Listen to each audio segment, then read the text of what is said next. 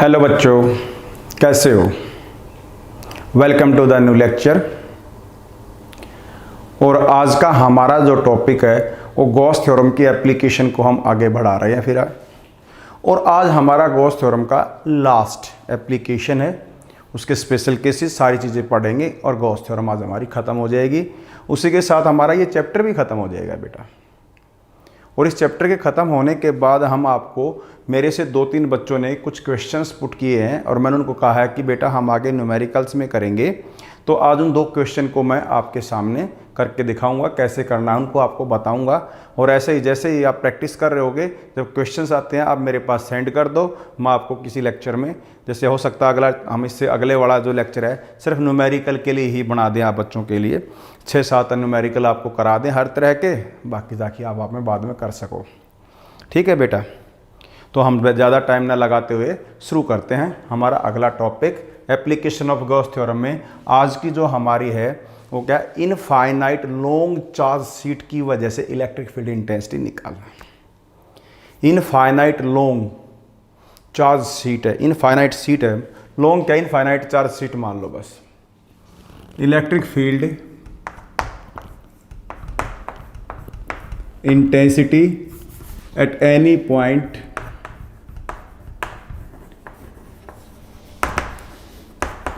due to a thin charged infinite sheet, infinite sheet या plane sheet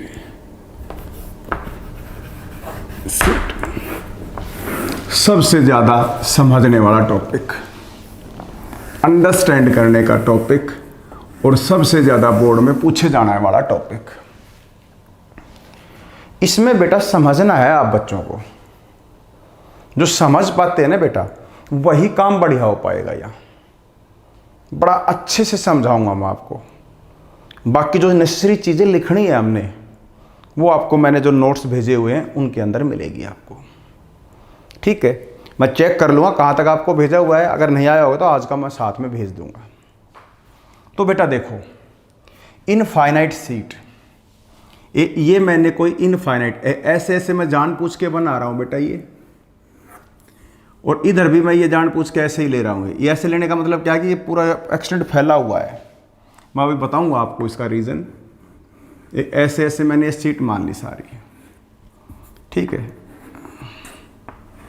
ऐसे ऐसे ये सीट मान ली और ये इनफाइनाइट सीट है। पूरे के ऊपर हमने चार्ज पॉजिटिव फैला दिया, यूनिफॉर्मली चार्ज कर दिया। इसको मान लो वी हैव चार्ज यूनिफॉर्मली।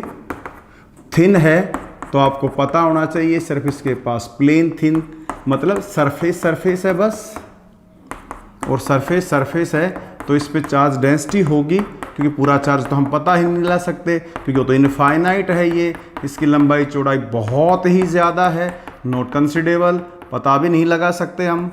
ये चीज़ आपने ध्यान में रखना है बेटा, इस चीज़ को याद रखना आपने। तो इसमें सरफेस चार्ज डेंसिटी जो है यूनिफॉर्म हमने मान ली, वो है सिग्मा, इसकी सरफेस चार्ज डेंसिटी है। Suppose we have a infinite plane sheet, thin charged infinite plane sheet having surface charge density sigma. अब इसको समझने का काम करना बेटा। मान लो मेरे पास एक ये शीट है, ऐसे लिया हमने इसको, इस तरीके से लेने का मतलब हमने इसको ऐसे बोर्ड की प्लेन के परपेंडिकुलर लिया है, समझ आ रहा है ना।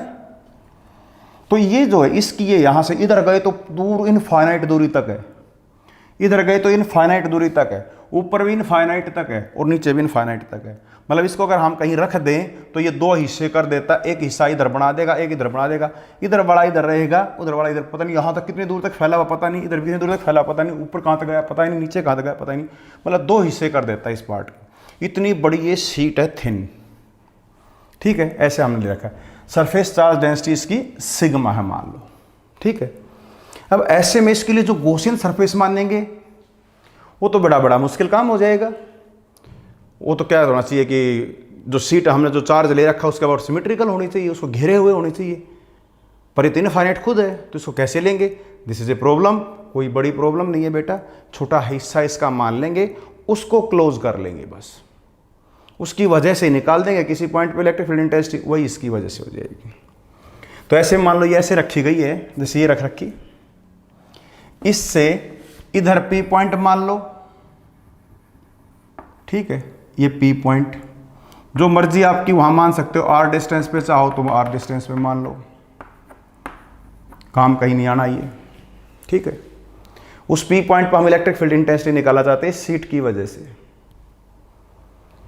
तो ऐसे में ये देखो, ये ले लिया हमने, ठीक है बेटा, ये ले लिया। इस सीट का पूरा हिस्सा तो हम पूरा तो कवर, इधर विलंब पूरा तो कवर कर नहीं सकते, तो छोटा हिस्सा इसका कोई भी एक सिलेंडर लो और इसमें से पार कर दो, पियर्स कर दो, और उस सिलेंडर का ये जो इस तरीके से जब पियर्स करेंगे तो इसका जो सिलेंडर का एरिया ऑफ क्रॉस सेक्शन होगा, जो एरिया ऑफ क्रॉस सेक्शन होगा वो इसमें से पास जाएगा, मतलब इतना ही सर्कल काट देगा इसमें से, और आर पार जो सर्कल कटेगा ना अंदर आएगा, वो अंदर ही मान लो उस सिलेंडर को। कहने का मतलब क्या है, इस पॉइंट से पास होता हुआ होना चाहिए सिलेंडर। मैं यहां मान रहा हूं छोटा है कि ये एक सिलेंडर ले लिया हमने, इस पी पॉइंट इसका एक एरिया तो यहां ही गया, ये इससे ये पास होता होना चाहिए, ये मान लिया भाई मैंने, सॉरी इसके लिए यहां से मान लिया थोड़ा, ये ले लिया, इसके यहां से पास होगा ये, और फिर ये दिखेगा आपको यहां बाहर, यहां दिखेगा बाहर थोड़ा ये, ठीक है बेटा, ये थोड़ा बाहर यहां दिखेगा आपको, और उतनी ही दूरी पे दिखेगा आपको ये सिलेंडर, जितना इधर है पार उतना ही पार होने के बाद इधर होना चाहिए। और ये एरिया हमने एस मान लिया बेटा, तो इसका जो पूरा एरिया एस है तो ये भी इस एस एरिया को ही इनक्लोज करेगा। इस सिलेंडर के अंदर इस सीट का सिर्फ ये एस एरिया आएगा अंदर समाया हुआ, ये भी एस ही होगा और ये भी एस ही होगा, this will be also S. इसको भी हमने एस एरिया दे दिया और थोड़ा इस तरीके से ऐसे कर दिया ताकि आपको प्लेन में दिखे, ये भी एस हो जाएगा। तो सिलेंडर के दो एंड हो गए, एंड 1 बंद हो जाएगा, एंड 2 सिलेंडर बंद हो गया भाई। जितना इससे इधर है उतना ही इससे इधर लेना हमें, ताकि ऐसे जितना इधर रहे सिलेंडर उतना ही इधर भी रहे, समझ रहे हो, बिल्कुल बराबर इतनी दूरी पे, यहां तो इधर भी इतनी दूरी पे होना चाहिए, पी पॉइंट से सिरे पे होना चाहिए, पी पॉइंट अंदर से पास करके गया, जितना पास करेगा वो एरिया इसके अंदर आ जाएगा। तो इसके अंदर का जो चार्ज था वो काम आ गया, और वो चार्ज किसके बराबर होगा, क्यू इज इक्वल टू कौन सी चार्ज डेंसिटी है, sigma, surface charge density into में जो एरिया घेरा गया है, ये एरिया कितना एरिया है, ये एस, तो ये चार्ज इनक्लोज कर लिया भाई सिलेंडर ने, this is the charge enclose by this cylinder. अब ये सिलेंडर है, ये क्लोज्ड भी होगी, पी पॉइंट से पास भी होगी। अब एक बात बताना, ऐसे हम इसके ऊपर चार्ज फैला देंगे, यहां पॉजिटिव चार्ज है तो पॉजिटिव रेडियली बाहर की तरफ ऐसे जाएगा, इधर से लाइनें ऐसे निकलेंगी, मतलब इसमें जो लाइनें निकलेंगी वो लाइनें ऐसे बाहर की तरफ निकलेंगी भाई, इलेक्ट्रिक फील्ड की ऐसे निकलेंगी इस केस में, ठीक है, ऐसे निकलती जाएंगी ये इलेक्ट्रिक फील्ड की डायरेक्शन। इस केस में भी ऐसे ही बाहर निकलेंगे, क्योंकि ये भी तो प्लेन का एरिया में से निकलेंगी ना, तो ऐसे ही बाहर इसमें भी निकलेंगी बेटा, इस तरीके से बाहर निकलेंगी, ये भी ऐसे बाहर नहीं लग रही हो, यहां है तो यहां है। और सिलेंडर जब ऐसे ले रखा होगा हमने, सिलेंडर ऐसे मान रखा है, तो उसका जो सिरे होगा, सिरे वाले एरिया के तो परपेंडिकुलर होंगी वो, और जो कर्व्ड होगा तो उस कर्व्ड में क्या होगा, कर्व में ऐसे बनेगा, मान लो यही कर्व मान लिया मैंने, इसी को कर्व मान लिया, जो सिलेंडर बना हमारा वो ये होगा, मान लो सपोज दिस, और यहां इसमें सीट खड़ी है, सीट की वजह से लाइनें बाहर निकल रही हैं ऐसे, तो इस सिरे के तो क्या होगा, इस सिरे के परपेंडिकुलर बाहर जा रही, इसको एरिया मानेंगे तो परपेंडिकुलर ये हो जाएगा, तो इसके लिए ई और डी एस के बीच में एंगल 90 डिग्री की बजाय 0 डिग्री, इधर भी 0 डिग्री क्योंकि इधर भी रेडियली आउटवर्ड होगा, थी ना तो बाहर की तरफ जाएगा। अब की बार दोनों एंड्स के लिए एंगल, दोनों एंड्स के लिए जो एंगल होगा वो बेटा 0 डिग्री होगा, एरियल वेक्टर के और इलेक्ट्रिक फील्ड के बीच में एंड्स के लिए। और कर्व्ड के केस में लेंगे तो कर्व्ड में मान लीजिए इसके यहां एरिया मानेंगे तो ऐसे होगा, और फील्ड बाहर ऐसे जा रहा है बात समझ ना अभी बेटा मैं जो बताने लग रहा हूँ। फील्ड जो होगा वो ऐसे है, क्योंकि यहाँ शीट ऐसे रखे होगी, फील्ड तो ये हो जाएगा उसके परपेंडिकुलर, और एरिया यहाँ इसके ऐसे हो जाएगा। कितना डिग्री हो गया? 90 डिग्री। तो कर्व्ड के हर पॉइंट के लिए इलेक्ट्रिक फील्ड और एरियल वेक्टर में एंगल 90 डिग्री बन जाएगा। तो इस क्लोज सरफेस के लिए हमारे पास क्या होगा? 3 हिस्से बना लेंगे हम इसका। समझ में आया? गॉसियन सरफेस कैसे लिया हमने? एक सिलेंडर लिया है, जितना पी पॉइंट से इधर जा रहा है, पी पॉइंट से डिस्टेंस उतना इधर मान लिया हमने, ताकि यूनिफॉर्मिटी से इस एरिया को घेर रखा हो, जो इसके अंदर समा गया उसको, उस पर जो चार्ज हो ये ले लिया हमने। क्योंकि पूरी सीट को तो कवर नहीं कर सकते ना, जितना जितना एरिया अंदर आया इसके सीट से जो पार हो गया ये एरिया, इसके अंदर की सीट तो वो रहेगी ना, तो इसके अंदर एरिया रहेगा, तो उससे पार करेंगे सीट को, या सीट खड़ी है तो इसको पार करेंगे तो ये एरिया में आएगा ना, वो सीट अंदर समाई रहेगी, तो अंदर आना ये एस। इसमें जो चार्ज है वो चार्ज ले लेंगे। तो सिग्मा क्या होता है? सिग्मा होता है चार्ज बटे एरिया। ठीक है, चार्ज बटे एरिया। अब चार्ज निकालना तो क्या होगा? Sigma into area. तो चार्ज निकालना होगा सिग्मा इंटू एरिया। एरिया कितना गिरा हुआ है? एस, तो वो आ जाएगा हमारा। ठीक है, समझ में आया कैसे करना है? और इस गॉसियन सरफेस के लिए एंड्स के लिए एंगल क्या होगा? इन दोनों के लिए, यहाँ एंगल्स इनके लिए क्या होगा? E is parallel to S vector. क्योंकि इसका एस एरिया मानेंगे तो इधर ही एस वेक्टर मानेंगे, इधर ही ई है। इस पे लेंगे तो इधर ही ई लेंगे और इधर ही एस लेंगे, क्योंकि ये भी परपेंडिकुलर आउटवर्ड बाहर की तरफ परपेंडिकुलर बाहर की तरफ, एरियल वेक्टर भी इलेक्ट्रिक फील्ड भी। लेकिन यहां लेंगे एरिया को जब यहां लेंगे, कर्व्ड के हिस्से पे लेंगे, तो ऊपर की तरफ एस होगा, इलेक्ट्रिक फील्ड इधर होगा, एंगल 90। यहां भी लेंगे तो इधर की तरफ एस होगा, इधर की तरफ ई होगा 90, मतलब कर्व्ड एरिया के लिए 90 डिग्री हो जाएगा हर जगह। और मैंने आपको गॉस थ्योरम जब अप्लाई करते हैं तो एक सिंपल सी बात बता रखी है बेटा। सबसे पहले हम फाई ई निकालेंगे और वो होगा close surface S E D S. और हमारी क्लोज सरफेस एक सिलेंडर है, सिलेंडर के 3 पार्ट हैं, 2 एंड्स और एक कर्व्ड एरिया, तीनों को अलग अलग कर देते हैं। एंड 1 ई डी एस, ठीक है, प्लस में and 2 E D S, plus में और एक हो जाएगा कर्व्ड। पूरा सिलेंडर कवर हो गया भाई, पूरा सिलेंडर पूरा बन गया, ई डॉट डी एस। अब पहले केस में एंड्स के लिए इन दोनों के बीच में एंगल कितना है? 0। इसके लिए क्या लिख देंगे?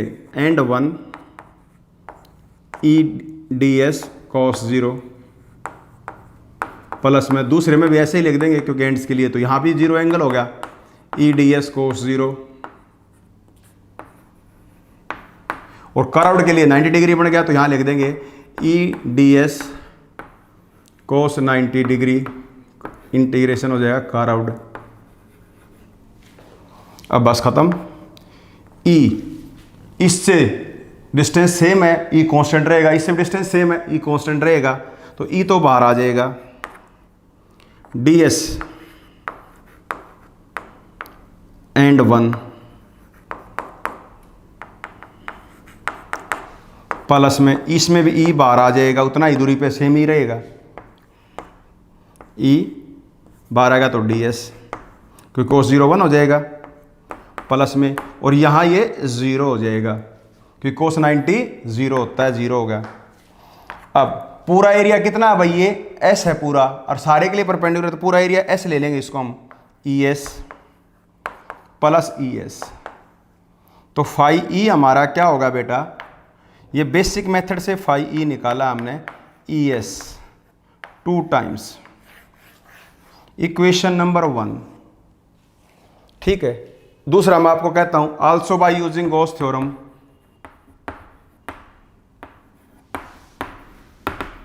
Using Gauss theorem, Gauss theorem को यूज करते हुए फाई ई क्या होता है बेटा? फाई ई घेरा गया चार्ज 1/ε0 और चार्ज इनक्लोज्ड। इस केस में चार्ज ये रहा, ठीक है, तो फाई ई किसके बराबर होगा? यहाँ से फाई ई बराबर है, इसकी वैल्यू पुट कर दो, सिग्मा एस बटे ε0 ये गॉस थ्योरम को यूज करते हुए होगी। और उसके बाद हमारा अगला स्टेप क्या हुआ करता है, इक्वेशन 1 और 2 को इक्वेट कर देंगे, इक्वेटिंग इक्वेशन 1 एंड 2।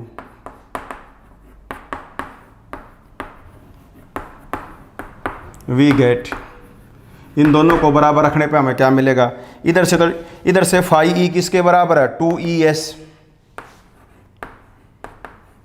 उधर से फाई ई किसके बराबर है, sigma S by epsilon not, S से S कैंसल, E किसके बराबर होगा भाई, सिग्मा बाई 2 एप्सिलॉन नॉट। और एक मज़ेदार बात यहाँ से आ गई कि इस सीट की वजह से जो इलेक्ट्रिक फील्ड इंटेंसिटी होगी वो इंडिपेंडेंट ऑफ डिस्टेंस होगी, which is independent of distance.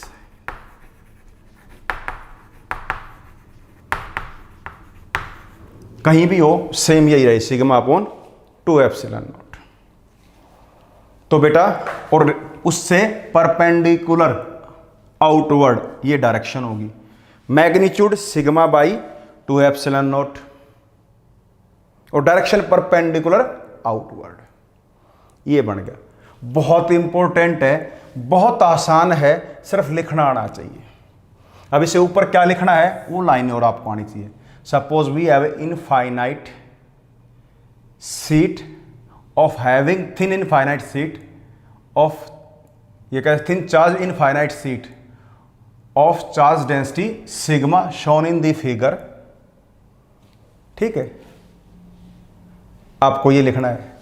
Now for such a surface the Gaussian surface is considered to be like this. जैसे मैंने आपको भी बताया है, ऐसे गॉसियन सरफेस मान लेंगे हम, ये सारा मैंने आपको लिखा हुआ बता रखा है। और उसके बाद फिर आपने मैथमेटिकल पोर्शन ऐसे करना है, ये आ जाएगा। पर इस केस में इंडिपेंडेंट ऑफ द डिस्टेंस आया है, पास में भी उतना ही होगा, दूर में भी उतना ही होगा और यूनिफॉर्म होगा, ये ध्यान रखना भाई, उधर भी और इधर भी। ठीक है, समझ में आया या नहीं। जैसे लीनियर वाले में आया था 1/r, चार्ज के केस में दोनों में आउटसाइड आया था 1/r²। होलो के अंदर स्फीयर के अंदर आया था 0, लेकिन सॉलिड के अंदर स्फीयर के अंदर आया था डायरेक्टली प्रोपोर्शनल टू r। तो सारी चीजें आपने ध्यान में रखनी है, आपको याद रखना है। मेरा कहने का मतलब ये है, याद रखना आपने। इसको दोबारा आप देखना चाहते हो मैंने क्या बताया है तो रिवर्स करना वीडियो को और दोबारा चेक कर लेना बेटा। कोशिश की है बिल्कुल आराम आराम से आपको ये समझाएं, and it is very important for your board exam. और कंपटीशन के क्वेश्चंस में तो ये आ ही जाएगी, उसमें तो कहना ही कुछ नहीं है। बोर्ड के एग्जाम के लिए बहुत इंपॉर्टेंट ये चीज मानी जाती है। ठीक है बेटा, तो मैं इसको मिटा दूं पुत्र, किसी तरह कोई दिक्कत तो नहीं है आपको। अभी मैं इसको मिटा देता हूं पुत्र। ठीक है, रब कर देता हूं मैं। 1 मिनट बेटा, 1 minute. Where I put the duster, कहाँ रख दिया मैंने डस्टर को। चलो कोई नहीं, we are using another duster.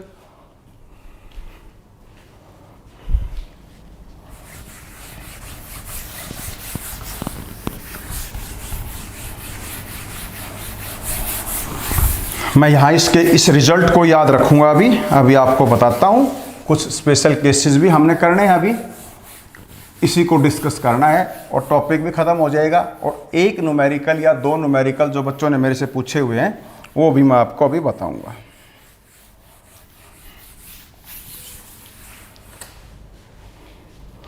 ये चीज़ ध्यान रखनी है बेटा। I have got the duster. अब सुनो, अगर ये सीट जो होती, ऐसे सीट जो हमने मानी थी, ये थोड़ी थिक होती, थिन थी पहले तो ऐसे, अगर ये थिक होती, ऐसे मोटी होती थोड़ी, ठीक है, इस तरीके से मान लो ये मोटी होती,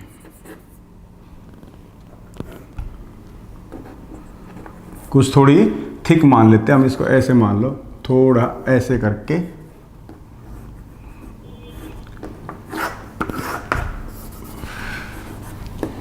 ये थिक होती है। ऐसे आपको दिख रही है ना, थिक ये दिखगी 2 डायमेंशन में तो ऐसे दिखेगी, इतनी मोटी दिख रही है, ये तो ऐसे छुप के पीछे। तो इसमें अब दो सरफेस बन गई हैं। थिन होती तो एक ही लेते, एक तो इधर वाली सरफेस होगी ये बाहर की तरफ जो आउटर होगी, और एक पीछे होगी। समझाने के लिए मैं बुक का यूज कर लेता हूं इसका। अब ये थिक होगी, तो एक सरफेस तो ये होगी थिन, बीच में ये मोटाई आ गई, फिर ये होगी। ऐसे में जब थिक हो जाएगी तो एक सीट नहीं लेंगे हम, दो लेंगे। एक इधर की सीट लेंगे, एक इधर की सीट लेंगे। ठीक है, इसकी वजह से भी इधर इलेक्ट्रिक फील्ड होगा और इस सीट की वजह से भी इधर इलेक्ट्रिक फील्ड होगा। और मैंने बताया था अभी आपको, इस सीट की वजह से यहां लो कहीं भी लो, डिस्टेंस के तो इंडिपेंडेंट है। मतलब इसकी वजह से जितना होगा उतना ही इधर वाले की वजह से भी उतना ही होगा। और ऐसे इधर लेंगे तो इधर बाहर की साइड में इसके परपेंडिकुलर इधर होगा, इसकी वजह से भी होगा, और इधर वाली साइड इधर वाली ये सरफेस इसकी वजह से भी होगा। इसलिए फॉर थिक, थिक के लिए क्या होगा भाई, फॉर थिक, थिक के लिए बनाएंगे हम thick sheet. Thick sheet, thick sheet के लिए लेंगे तो जो ई आएगा ना हमारा ई, वो एक साइड की सरफेस प्लस में दूसरी साइड की सरफेस की वजह से भी होगा, और दोनों पे यूनिफॉर्मली चार्ज फैला होगा। पहले की वजह से होगा 2/σ एप्सिलॉन 2 सिग्मा एप्सिलॉन एक अकेले, और इधर वाली जैसे ये ले लिया। ठीक, इसको ऐसे मान लेते हैं हम, इसको ऐसे। तो यहाँ पॉइंट है, इस साइड वाला जो इसकी तरफ है उसकी वजह से भी कितना होगा, σ/2 एप्सिलॉन नॉट। और जो इधर है इसकी वजह से भी इधर ही होगा, उसमें भी σ/2 एप्सिलॉन नॉट हो जाएगा। जब इधर लेंगे तो इसकी वजह से भी σ/2 एप्सिलॉन नॉट होगा, इधर वाले की वजह से भी होगा। उसकी डायरेक्शन ये होगी, इधर की डायरेक्शन इधर होगी, बस इतना फर्क है। तो दोनों की वजह से होगा बेटा, और दोनों को जब जोड़ेंगे तो σ/एप्सिलॉन नॉट हो जाएगा। ये दो हो जाएंगे, कट जाएगा, 2 से 2 ई आ जाएगा। थिन में आंसर ये होगा, थिक में आंसर ये होगा। और जब कंडक्टिंग सीट लेते हैं, जब कंडक्टर लेते हैं तो उसके बीच में इलेक्ट्रिक फील्ड 0 हो जाता है, तो इधर सीट 2, कंडक्टिंग सीट तो होती ही 2 है हमेशा, ये मानना पड़ेगा। फॉर कंडक्टिंग के लिए हमेशा यही आंसर रहेगा। जो थिक वाला है वो कंडक्टिंग वाला ही मानोगे हमेशा। कहीं आ जाए न्यूमेरिकल में कंडक्टिंग सीट की वजह से इलेक्ट्रिक फील्ड, तो आपने थिक वाला लेना है, ना कि थिन वाला लेना है। ठीक है बेटा, थिक के अंदर क्या है, एक इधर वाला फेस, एक इधर वाला फेस, दोनों अलग अलग सरफेस का जोड़ उधर होगा, इस side direction perpendicular this one. और इधर लेंगे तो इसकी वजह से भी और इधर जो है उसकी वजह से भी, दोनों परपेंडिकुलर। इसमें जब लेंगे तो इधर E1 प्लस E2 दोनों एंड, एक E1 ये वाला सिरा और ये दूसरा सिरा। जब इधर लेंगे तो इधर भी हम क्या करेंगे, E2 पहले इधर वाला सिरे की वजह से लेंगे, प्लस में फिर इधर वाले सिरे की वजह से भी लेंगे। इसमें डायरेक्शन ये हो जाएगी, इसमें डायरेक्शन ये हो जाएगी, और दोनों मिलके थिक के केस में ये आएंगे।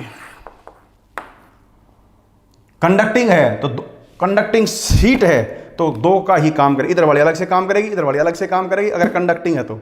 और कंडक्टिंग है तो फिर उसका बनेगा σ/2 एप्सिलॉन नॉट ही बनेगा। ठीक है बेटा, न्यूमेरिकल में इस चीज़ को जरूर ध्यान रखना है आपने, ये बड़े काम की चीज़ है, ये आपको आना चाहिए। ठीक है, अब हम इसके स्पेशल केसेस लेते हैं पुत्र। Now will are taking it special cases. Special cases इकट्ठा मैं एक काम लिख रहा हूं अभी यहां, एक बार आप बच्चों के समझाने के लिए। फॉर थिन सीट जो ई होगा वो σ/2 epsilon naught. For thick sheet, thick sheet के लिए डबल हो जाएगा इसका, ई जो होगा दोनों अलग अलग सरफेस काम करेंगे, σ/एप्सिलॉन नॉट हो जाएगा। फॉर कंडक्टिंग सीट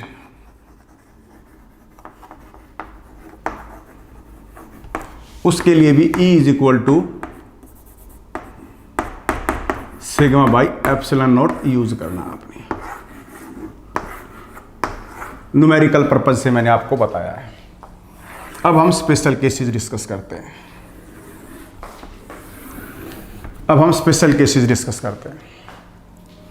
मान लो हमारे पास एक सीट नहीं है, 2 सीट ले ली। बुक में आपके स्पेशल केसेस दे रखे हैं, उनको मैं डिस्कस कर रहा हूं यहां बेटा। 2 हमने सीट ले ली, कुछ दूरी से एक दूसरे से दूर रखी गई है ये।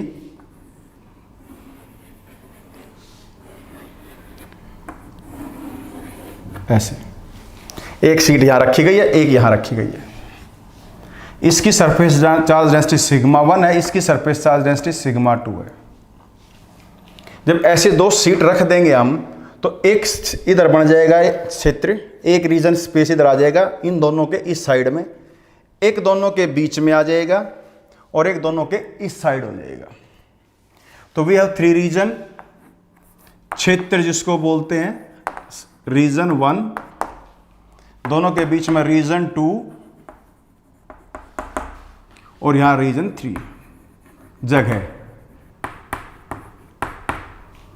इस रीजन में इसकी वजह से इधर होगा इलेक्ट्रिक फील्ड जिसका नाम E2 होगा, क्योंकि इसका नाम हमने सिग्मा 2 रखा है। इसकी वजह से भी इधर होगा इस डायरेक्शन में, क्योंकि इसके इस साइड आया तो E1 हो जाएगा। और कहने वाला इस साइड में जो टोटल होगा वो E1 प्लस E2 होगा। और E2 जो है इसकी वजह से जो बनेगा वो बनेगा सिग्मा 2/2 एप्सिलॉन नॉट, और इसकी वजह से जो बनेगा वो बनेगा सिग्मा 1/2 एप्सिलॉन नॉट। क्योंकि थिन है, दोनों थिन ले रखे हैं, तो इसका जो इलेक्ट्रिक फील्ड E1 होगा वो सिग्मा/2 एप्सिलॉन नॉट, सिग्मा 1 है 1, और इसका जो इलेक्ट्रिक फील्ड होगा वो मान लिया हमने सिग्मा 2/2 एप्सिलॉन नॉट। जब यहां लेंगे तो इसके भी इधर होगा, ये इसके भी इधर होगा, दोनों की सेम डायरेक्शन होगी, दोनों जुड़ गए और दोनों को ऐड कर देंगे। सिग्मा 1/2 एप्सिलॉन नॉट प्लस में सिग्मा 2/2 एप्सिलॉन नॉट, और यहाँ sigma 1 plus sigma 2/2 epsilon not. एक तो ये केस आ गया भाई E। ठीक है, बात यहां करते हैं। इसके तो ये इधर हो गया, मतलब E1 तो इधर हो गया, पर इस सीट के ये इधर हो गया, E2 इधर हो गया। तो नेट कितना बन गया इसके अंदर? E बराबर है, E1 को इधर पॉजिटिव लेंगे, इस वाले को इधर नेगेटिव ले लिया, तो E1 में से E2 घट जाएगा भाई, तो E आ जाएगा हमारे पास E1 में से। और अब वहां दोनों जुड़े थे, बीच में माइनस आ जाएगा बस। बात समझ में आई है? Sigma 1/2 epsilon not minus sigma 2/2 epsilon not, दोनों का इकट्ठा कर दो तो इकट्ठा नीचे आ जाएगा 2 एप्सिलॉन नॉट। क्योंकि एक की वजह से इधर, दूसरे की वजह से इधर, जो ज़्यादा मान लो ये वाला ज़्यादा है, ये कम है, तो ये आंसर आ जाएगा। नेगेटिव आ गया तो मतलब ये डायरेक्शन होगी। यहां लेंगे हम, ठीक है, तो यहां इसकी वजह से भी इधर ही होगा, E1 की वजह से, और E2 की वजह से भी इधर ही होगा। तो हमारा E जो आएगा वो कितना आ जाएगा भाई? दोनों का जोड़, पर डायरेक्शन दोनों की नेगेटिव, इधर नेगेटिव लिया हमने तो ये जोड़ देंगे माइनस, और वही आंसर आ जाएगा sigma 1 plus sigma 2 divided by 2 epsilon not. ये इस रीजन का हो गया, रीजन 1, रीजन 2, इसका R1 लिख दिया मैंने रीजन 1, ये R2 में हो गया रीजन 2 में, ठीक है, और ये रीजन 3 में R3, ऐसे मान लिया। समझ में आया या नहीं? अब एक बात और सुनो ध्यान से, अगर हम तीनों केस को लेते हैं और हम आपको कहते हैं लेट सिग्मा 1 बराबर है सिग्मा 2, सिग्मा 1 सिग्मा 2 के बराबर है, तो कितना बन जाएगा भाई? इसमें दोनों बराबर होंगे, तो इस केस में अगर हम पहला केस ले तो यहां क्या बनेगा? R1 रीजन 1 क्या बन जाएगा? रख दो वैल्यू, इसमें रखो, दोनों जुड़ जाएंगे, बराबर है सिग्मा ले लो, तो सिग्मा सिग्मा 2 सिग्मा 2 से 2 कट जाएगा, क्या बन जाएगा? सिग्मा बटे एप्सिलॉन नॉट। यहां क्या हो जाएगा? सिग्मा 1 में सिग्मा 2 घट रहा है तो कैंसिल हो जाएगा ये, तो भाई जब दोनों बराबर होंगे तो बीच का फील्ड 0 हो जाएगा। तो यहां E2, अब मैं कह रहा हूं E2 रीजन 2 R2 लिख दिया, ये वैल्यू 0 आ गई। और इसी तरीके से रीजन 3 में लेंगे तो क्या आएगा बोलो? दोनों फिर जुड़ गए, दोनों सिग्मा सिग्मा 2 सिग्मा हो जाएंगे, 2 से 2 कट जाएगा, सिग्मा बाई एप्सिलॉन नॉट। इसमें डायरेक्शन ये पॉजिटिव होगी, इसमें डायरेक्शन नेगेटिव होगी, मैग्नीट्यूड में बराबर होगा, बस ये कह सकते हैं हम, ये प्लस ले लो। ये हो गया भाई हमारा स्पेशल केस में एक। कब? जब दोनों की सरफेस चार्ज डेंसिटी सेम हो, सिग्मा 1 बराबर है सिग्मा 2 बराबर है सिग्मा। अगर लेट दूसरा केस लेते हैं, सिग्मा 1 बराबर है सिग्मा और सिग्मा 2 बराबर है माइनस सिग्मा। सिग्मा 1 पॉजिटिव है और सिग्मा 2 नेगेटिव हो जाए, मान लो ये नेगेटिव हो जाए, तो अब इस केस में क्या होगा? ये पॉजिटिव ये नेगेटिव, जीरो इधर जीरो, तो अब इस केस में क्या बन जाएगा? R region 1 0, R region 2। अब सुनो, ये पॉजिटिव है और ये नेगेटिव है, तो ये तो सिग्मा हो जाएगा माइनस माइनस सिग्मा, तो यहां बनेगा sigma minus minus sigma by 2 epsilon note. ये प्लस हो जाएगा तो 2 sigma by 2 epsilon note cut गया, क्या रहेगा? Sigma by epsilon note. ये ई रीजन 2 का होगा भाई। जब एक पॉजिटिव उतनी ही एक नेगेटिव हो तो बीच में होगा, इधर जीरो हो गया, इधर भी जीरो हो जाएगा, ई रीजन 3 भी जीरो हो जाएगा, क्योंकि दोनों एक पॉजिटिव रखेंगे, इसको पॉजिटिव इसको नेगेटिव, जीरो हो जाएगा। ये इंपॉर्टेंट है भाई, ध्यान रखना इस चीज का, बहुत इंपॉर्टेंट है ये, याद रखना है इसको आपने। अगर याद नहीं रखते हो तो कोई फायदा नहीं है इस चीज का। अगले पूरे चैप्टर में इसी को दोहराएंगे। दोनों बराबर, तो यहां होगा सिग्मा बाई एप्सिलॉन नोट, ये रहा नेगेटिव डायरेक्शन, यहां भी होगा, दोनों जुड़ जाएंगे, sigma by epsilon note positive होगा, बीच में नहीं होगा, ये रहा। लेकिन ये पॉजिटिव और मान लो ये नेगेटिव उतना ही, तो दोनों बराबर मैग्नीट्यूड में, एक जमा का एक घटा का है, तो इधर भी नहीं होगा, आउटर में यहां भी नहीं होगा, सिर्फ बीच में होगा सिग्मा बाई एप्सिलॉन नोट। ये दूसरा केस मैंने यहां कर रखा है। तो बेटा आपने ये ध्यान रखना है, this is all for your numerical purpose. करोगे ना तो मजा आ जाएगा सही में, बस तबीयत खुश हो जाएगी आपकी। ऐसे आपने एडजस्ट करके रखना है, ठीक है बेटा। तो आज मैं अभी एक न्यूमेरिकल ले लेता हूं, आपको बताता हूं। अभी मिटा दो इसको, 2 बार सुन लेना, कोई दिक्कत आपको नहीं आने वाली है। न्यूमेरिकल ले रहा हूं बेटा, टिपिकल टाइप न्यूमेरिकल है, मेरे से 2 बच्चों ने पूछा है, उन्हीं को ले रहा हूं मैं। बाकी हम आपका अगले लेक्चर में डिस्कस कर लेंगे। न्यूमेरिकल में छाट के अपनी तरफ से सिलेक्ट करके 5-7 न्यूमेरिकल जो आपके बोर्ड एग्जाम में आ सकते हैं वो, और बेटा कॉम्पिटिटिव एग्जाम के लिए हम अलग से पार्ट आपका करा देंगे। या नहीं हो पाएगा वो, क्योंकि सब बच्चों के लिए कंपटीशन नहीं बना है पुत्र। अब एक क्वेश्चन जो आता है उसको समझना। एक ऐसे कोई सीट ले रखी है हमने, ये कोई भी एक सीट ले रखी है, स्क्वायर रोम्बस टाइप की, ऐसे स्क्वायर है ये, ऐसे मान लिया। ये भी ए है, ये भी ए है, सब ए साइड है, ठीक है। और इसको ऐसे लिया हुआ है, समझ में आया बेटा कैसे लिया हुआ है? इसको हमने ऐसे लिया हुआ है, ऐसे। और इस सीट के a/2 डिस्टेंस पर, a/2 डिस्टेंस पर हमने कोई चार्ज रख दिया, ठीक है। कोई भी चार्ज क्यों रख दिया? कहते इस चार्ज की वजह से इस सीट में कितना फ्लक्स आएगा, फ्लक्स पास हो, कितनी फ्लक्स निकलेगा यहां से।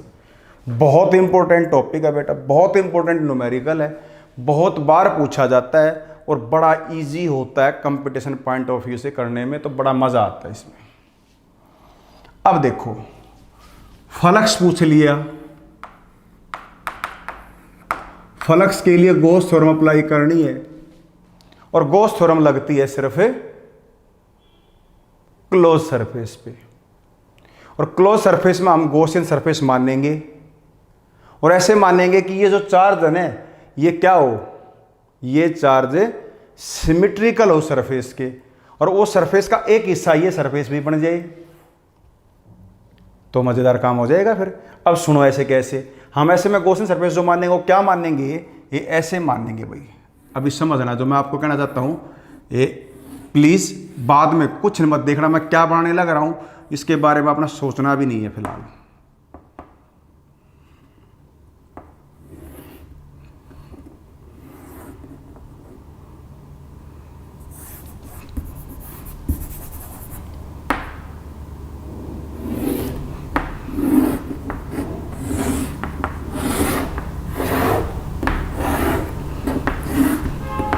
ये एक क्यूब ले लिया मैंने जिसकी हर साइड ए है, ये भी ए है, ये भी ए है और ये भी ए है, तीनों ए होगी बारी, ठीक है।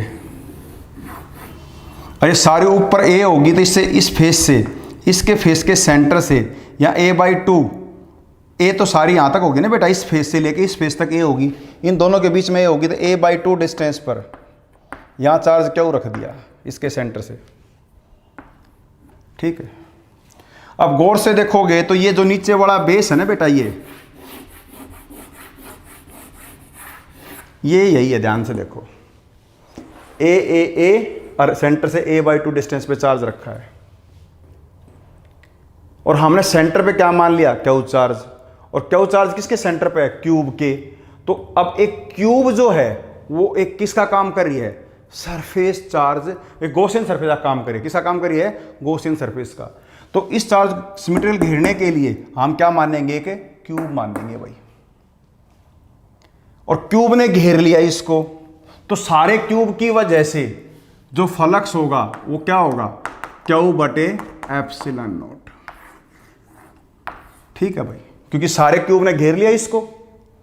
और क्यूब के कितने फेस हैं, एक, ऊपर 2, इधर का 3, इधर का 4, बाहर का 5, अंदर पीछे 6 होते हैं क्यूब के फेस, और सेंटर पे ये है, तो सेंटर से सब 6 के 6 फेस पे बराबर लाइनें जाएंगी, तो एक फेस से ये होगा flux through cube, flux through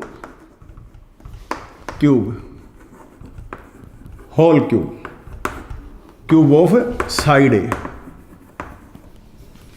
सिर्फ एक के लिए देखें, flux through one a surface, one face, flux through one surface of cube, 6 face में बट गया, ये वाला फ्लक्स 6 में बट गया, तो ये फ्लक्स के बटे 6 आ जाएगा, मतलब Q/6ε0, ये हमारा आंसर आ जाएगा फेस के लिए, ठीक है,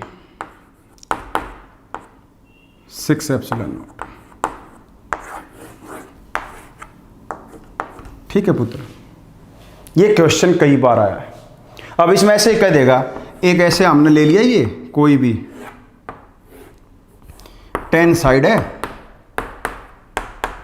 यहां से ये भी साइड 10 है, इसके सेंटर से 5 सेंटीमीटर या 5 मीटर कोई चार्ज रख दिया, बताओ इससे कितना फ्लक्स होगा, यही, क्योंकि ये ए है तो ये a/2 है, इसकी वैल्यू दे रखियोगे 2 कूलम दे रखियो 2 बाय हो जाएगा, 3 दे रखियो 3 बाय हो जाएगा, ऐसे करना न्यूमेरिकल, बस खत्म। ये बहुत इंपॉर्टेंट है भाई। इसमें और भी कई तरह के बनेंगे चार्ज को, अभी हमने यहाँ अभी तो एक सिंपल वाला पार्ट ले रखा हमने, ठीक है।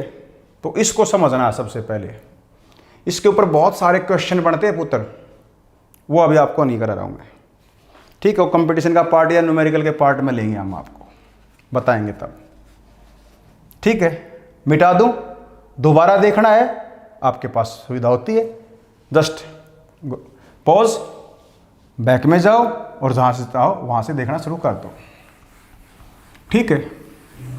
बिल्कुल आराम से मैं आपको करा रहा हूं बेटा, कोई जल्दबाजी नहीं कर रहा हूं।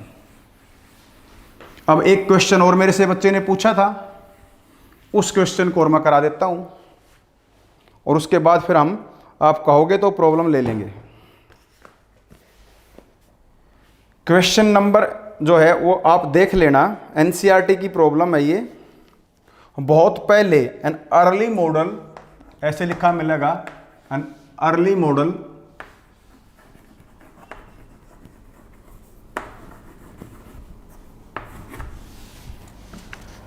For an atom considered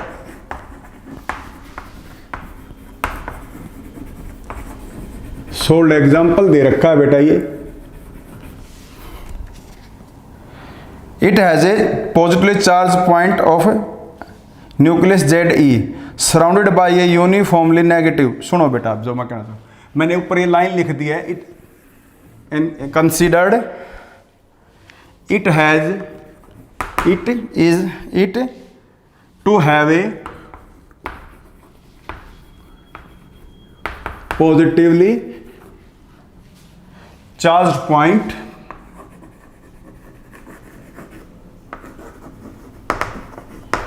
ZE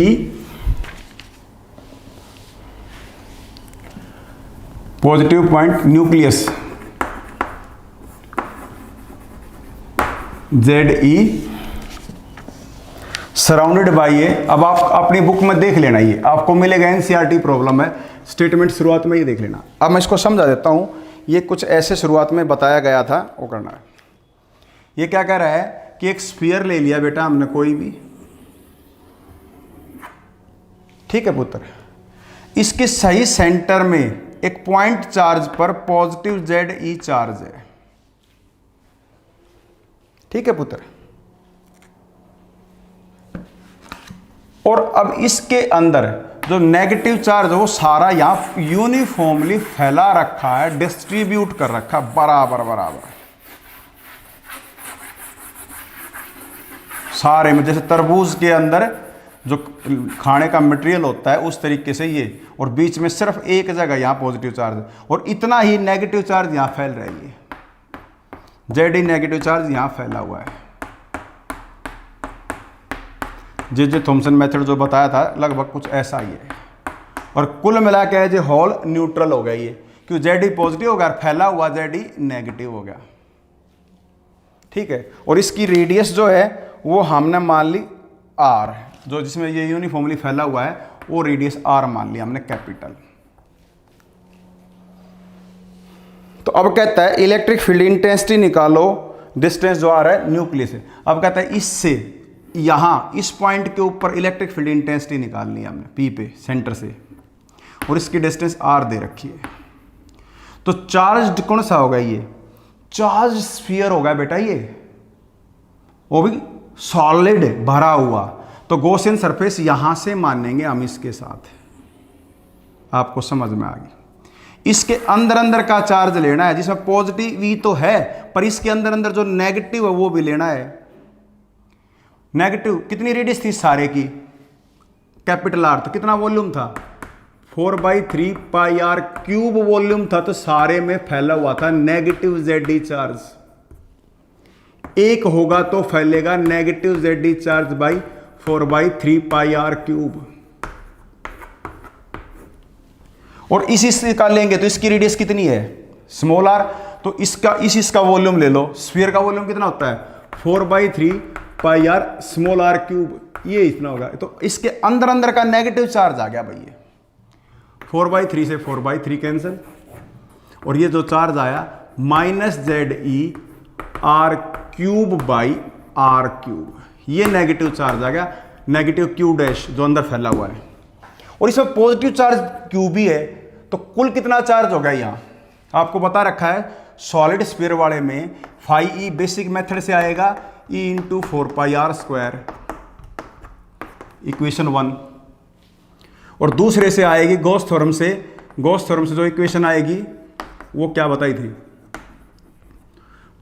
using Gauss theorem, using Gauss theorem φE जो होगा वो क्या होगा, घेरा 1/ε0, और घेरा गया चार्ज घेरा गया है तो पूरा तो ZE घेर लिया गया प्लस का, और वो माइनस का घेर लिया गया, तो -ZE R cube by R cube, ये घेर लिया गया, ठीक है बेटा।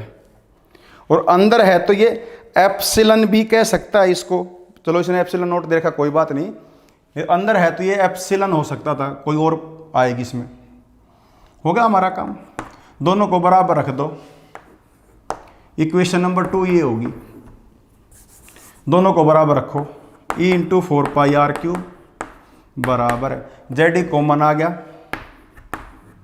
बाई ε0, यहाँ रह गया 1 - R cube by capital R cube, ठीक है। इस R क्यूब को इधर ले जाओ और दोनों को डिवाइड कर दो, ठीक है। इस R² को, सॉरी R² है ये, R² को ले जाओ और दोनों को इधर ले जाओ, इस E को रख लो, बाकी इधर ले जाओ, ZE बाई 4πε0, तो ये हो गया। R क्यूब को इसके नीचे लिख देंगे 1/r², और इसके नीचे करेंगे तो r बाई आर क्यूब हो जाएगा, क्योंकि r स्क्वायर से एक r कट जाएगा।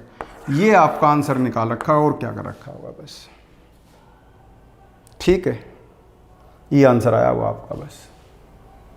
बेटा वही मैंने कहा था, उस बच्चे को भी मैंने बोला था कि आप सॉलिड नॉन कंडक्टिंग स्फीयर के इनसाइड वाला केस करो, ये हो जाएगा। आउटसाइड पूछते, कहते पॉइंट आर पी यहाँ ना होके बाहर होता यहाँ कहीं, तो जेड डी प्लस है और जेड डी माइनस है तो जीरो हो जाता है, इसकी वजह से बस सरफेस पे भी जीरो होता, अंदर आके ही हो जाएगा। सेंटर पूछेंगे तो स्मॉल आर को आप देख ही सकते हो, ठीक है। ये पार्ट करना पड़ेगा, कर लोगे, ऐसे पूछेगा जो आएगा वही तो पूछेगा जो जरूरी होगा, ठीक है। समझ में आया या नहीं? आपने बेटा ये करना है, न्यूमेरिकल करके देखने हैं। गॉड ब्लेस यू बेटा, बढ़िया से करना। Thank you very much.